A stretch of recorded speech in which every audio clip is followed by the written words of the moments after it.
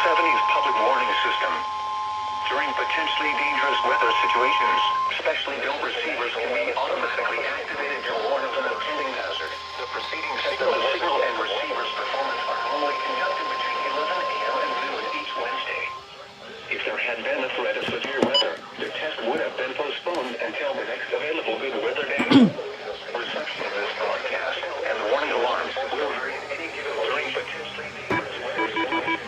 Especially overlay greater distances from the transmitter to warn even though you're using a good quality receiver in good working order. The warning alarm will be activated for hazardous watches and warnings.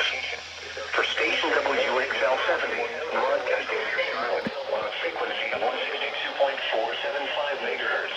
The warning alarm will be activated for the following counties in North Carolina. This variability is more noticeable at greater distances from the transmitter. Argyle, Lincoln, Mecklenburg, Montgomery, Richmond, Rowan, Staley, and Union. In South Carolina, Cherokee, and York.